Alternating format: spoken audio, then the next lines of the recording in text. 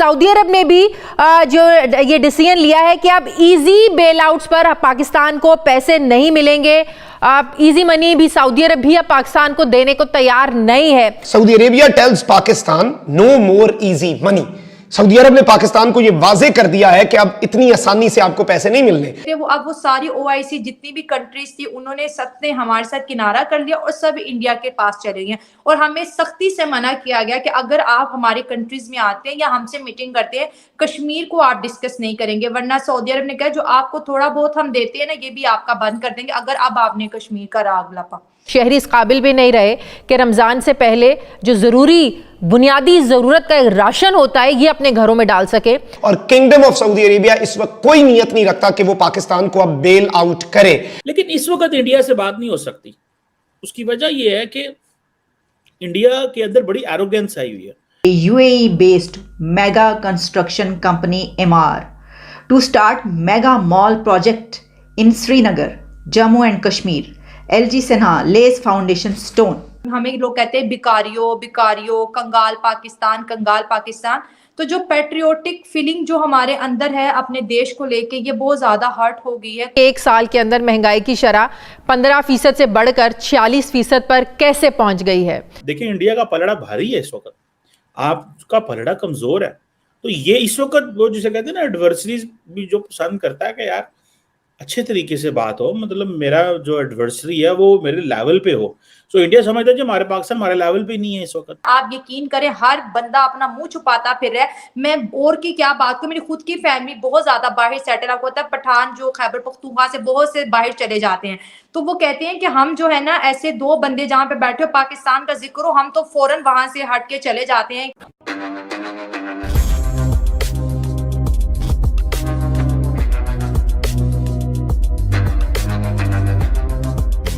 नमस्कार दोस्तों, कल तक जो पाकिस्तानी मोदी जी के बारे में हर वक्त अपशब्द इस्तेमाल करते थे और वे कहते थे कि मोदी जी एक फासिस्ट लीडर है, लेकिन दोस्तों अब पाकिस्तान की जनता अपने लिए मोदी जैसा लीडर ढूंढ रही है जो ईमानदार हो और अपने देश के बारे में सोचे।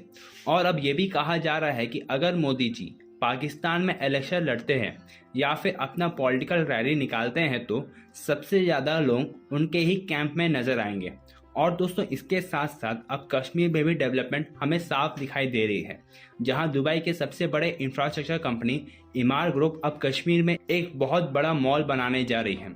और दोस्तों इसका फाउंडेशन स्टोन कल ही जम्मू कश्मीर के गवर्नर द्वारा लगा दिया गया है, जिससे अब कश्मीर की जनता को रोजगार मिलेगी और कश्मीर में खुशहाली भी आएगी। तो चलिए दोस्तों इसी पर आगे पाकिस्तानी मीडिया का रिएक्शन देखते हैं। अगर आपको वीडियो पसंद आए तो वीडियो को लाइक करें और हमारे चैनल को सब्सक्राइब कर लें। क्या ये खबर सही है कि कुछ लोग चाह रहे हैं कि मोदी जैसा प्राइम मिनिस्टर मिले पाकिस्तान को, या ये अफवाहें हैं? बिल्कुल ये खबर एकदम ठीक है और यहाँ पर फिलवक्त यही डिमांड है कि हमें मोदी जैसा ही चाहिए, क्योंकि इसके पीछे बहुत सी वजूहात है। आप ये देखिए कि 8 सालों में भारत कहां से कहां पहुंच गया और हमने किस तरह से रिवर्स गियर लगा के हम पीछे की तरफ चलते जा रहे हैं। बेहतरी कहीं पे भी नहीं है। अगर एक पीएम अपनी कंट्रीज को, उनका सेकंड टेन्योर है, इतना आगे ले गए हैं कि अब लोग उनको डबल इंजन सरकार कहती है कि जो काम 6 सालों में होता था मोदी जी वो 3 सालों में कर रहे हैं, 4 साल का काम 2 सालों में कर रहे हैं।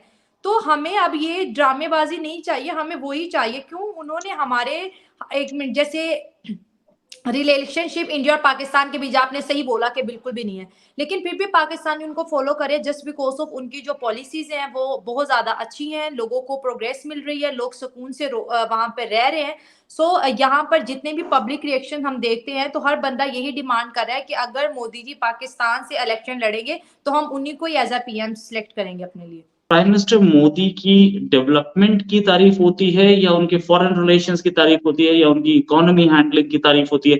किस चीज को ज्यादा पसंद किया जाता है पाकिस्तान में? देखें, पाकिस्तान में तो अवाम जो है वो इस चीज़ के लिए पसंद करती है कि इंडिया में हर चीज़ सस्ती है। इतनी है कि आप 100 रुपए में अपने लिए 3 दिन की सब्ज़ी आसानी से खरीद सकते हैं। जो आपके मनचाही सब्ज़ी है आप उसको परचेज़ कर सकते हो 100 रुपए में। हमारे यहाँ 100 रुपए की कोई हैसियत नहीं है। हमारे यहाँ सब्ज़ी का रेट 200-250 रुपए किलो से स्टार्ट होता है। एक गरीब बंदा जो 1000 रुपए दिहाड़ी कमाता है, वो 1000 में सिर्फ अपने घर दाल बना सकता है, रोटी के लिए वो बैठा रहे। 15 केजी का जो आटे का तोड़ा है, जो शहर में जो मिल रहा है, वो 2000 रुपए का मिल रहा है। और जो कुछ लोग जो शॉर्ट करके कर रहे हैं, तो वो 2500-3000 रुपए में दे रहे हैं। तो जो हमारा जो एक स्टैंडर्ड था, वो बहुत ज़्यादा लो हो गया है। एक चीज़ अवाम ये चाहती है कि मोदी ने वहाँ पे हर चीज़ सस्ती की है, अगर वो यहाँ पे आएँगे तो हमें भी 20 रुपए प्याज़ मिलेगा, 10-15 रुपए आलू मिलेंगे और सबसे बड़ी बात वो हमें एक गैरतमंद कौम बनाएंगे। अब हम इस चीज़ से बहुत ज़्यादा डिस्टर्ब हो गए हैं कि हमें लोग कहते हैं भिखारियों, भिखारियों, कंगाल पाकिस्तान, कंगाल पाकिस्तान। तो जो पैट्रियोटिक फीलिंग जो हमारे अंदर है अपने देश को लेके, ये बहुत ज़्यादा हर्ट हो गई है कुछ लोगों की वजह से। इस वजह से कि उन्होंने इंडिया को एक इज़्ज़त दिलाई है पूरी दुनिया में, तो हमें भी वैसा प्राइम मिनिस्टर चाहिए जो हमें इज़्ज़त दिलाए। अब सेकंड चीज़ जो बहुत ज़्यादा अहम थी, जैसे आपने कहा कि बाहर की दुनिया के साथ रिलेशनशिप, हमने इंडिया को बहुत ज़्यादा दूर कर दिया था अपनी ऐसी स्ट्रैटेजी से कि इस्लामिक दुनिया और इंडिया के बीच बहुत ज़्यादा, जिसे बोलते स्पेस हमने बना दी थी कश्मीर को लेके, ठीक है, कि इंडिया जो है जुल्म कर रहा है, वहाँ पे जो है राइट्स नहीं मिल रहे, मुसलमानों की वजह से उन पे तशद्दुद हो रहा है कि वो मुस्लिम है।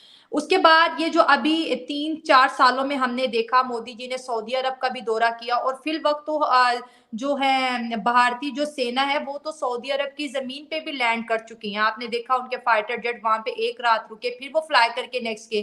तो हमें आने वाले वक्त में हमें ऐसा लगता है कि सऊदी अरब जो है वो जो हमारी जो सर्विस लेता है आर्मी की, उसको भी कहीं ना कहीं इंडियन सर्विसेज के साथ रिप्लेस करने जा रहा है, लग रहा है हमें, ठीक है, क्योंकि सऊदी अरब हमसे बहुत दूर जा चुका है और भारत के साथ उसके रिलेशनशिप बहुत ज़्यादा स्ट्रॉन्ग हो गए हैं। तो वो जो एक कश्मीर हम कहते थे, वो अब वो सारी OIC जितनी भी कंट्रीज थी, उन्होंने सबने हमारे साथ किनारा कर लिया और सब इंडिया के पास चले गए और हमें सख्ती से मना किया गया कि अगर आप हमारी कंट्रीज में आते हैं या हमसे मीटिंग करते हैं, कश्मीर को आप डिस्कस नहीं करेंगे, वरना सऊदी अरब ने कहा जो आपको थोड़ा बहुत हम देते हैं ना, ये भी आपका बंद कर देंगे अगर अब आपने कश्मीर का राग लपा। तो ये तो हमारे जो फॉरेन मिनिस्टर उन्होंने भी कह दिया,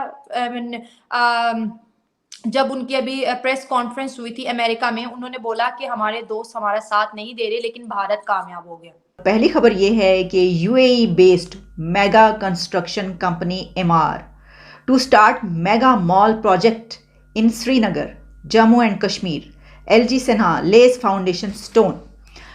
ये खबर defense.pk में भी पब्लिश हुई है। मेरी नज़र defense.pk में पब्लिश होने वाली इस खबर पर पड़ी तो पहले मैंने ये समझा कि ये हमारे कश्मीर, पाकिस्तान के कश्मीर में एमआर कंपनी आ गई है और वो मेगा मॉल यहाँ पर स्टार्ट करने लगी है। तो ऐसे ही महसूस हुआ, बहुत खुशियाँ इसके ऊपर मनाई जा रही हैं और यहाँ पर ये इस तरीके से पब्लिश हुई है कि thank you UAE, Kashmir gets first FDI project post Article 370, UAE's MR becomes first overseas company to start a mega mall project in Kashmir।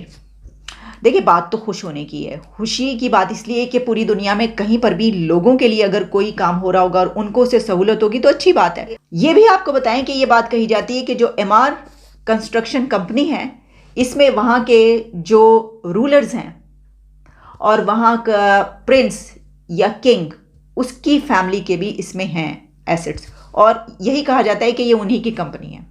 एक बहुत बड़ी कंपनी वहाँ पे तस्वर की जाती है कि Emaar, a real estate developer from the UAE, has become the first overseas company to invest in a mega mall spread over 10 lakh square feet in Srinagar, which will create more job venues and many areas will benefit from this. We will also sign several MOUs with UAE during the investment summit. ये कहा है मनोज सिन्हा ने।